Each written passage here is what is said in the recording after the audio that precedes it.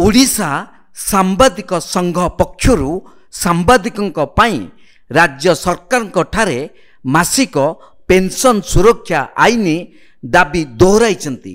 एथिनै भद्रक जिला सभापति एवं कर्मकर्ता मानक पक्षरु सकाळे जिलापालंक जरियारे मुख्यमंत्री नवीन पट्टनायक और 5T अध्यक्ष VK पांडियन को उद्देश्य रे एक दाबीपत्र प्रदान करा जायतिला। अपराह्न रे भागवत कल्याण मंडप परिसर रे समस्त जिला सांबादिक को नहीं एक सांबादिक सम्मेलन रे सभापति ज्ञान प्रकाश पाणी संपादक उद्धव मिश्र उक्त दाबी उपस्थापन करथिले।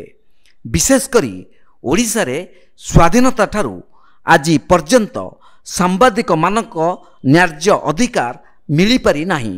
यह छड़ा 24 वर्षर राज्य सरकार मध्य अणदेखा करी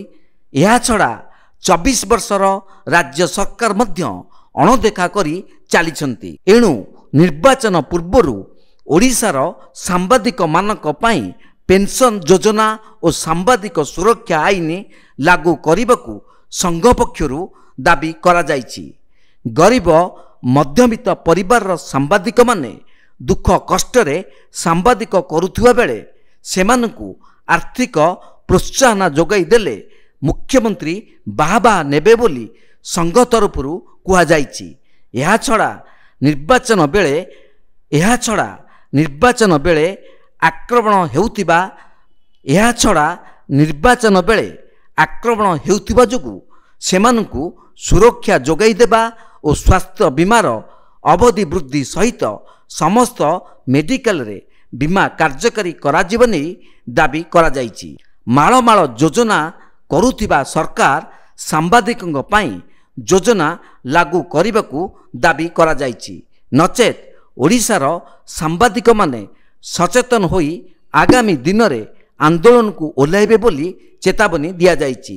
एही सांबादिक सम्मेलन रे संघर पुरातन सभ्य प्रमोद राउत को समेत प्रभात विजय रंजन कुमार मल्लिक शिवशंकर पंडा प्रमुख उपस्थित थिले।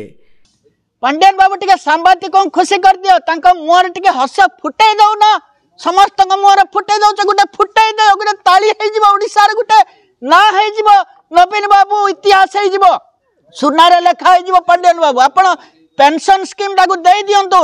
आमे एक कथा आपण को हाथ जोड़ के आमे आपण को दाबी करछु।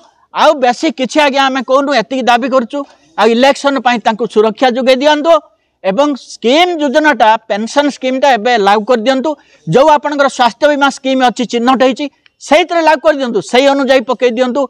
आ बायोडाटा मागी दियंतु, पर्याय क्रमे शिक्षागत योग्यता क्रमे अन्य जो राज्य सरकार जेमिति करचंती ओडिशा सरकार सेही भली कर दियंतु। एति मु निवेदन करछि। भद्रकरू पुनील कुमार सामंत को रिपोर्ट, तीर्थक्षेत्र लाइव।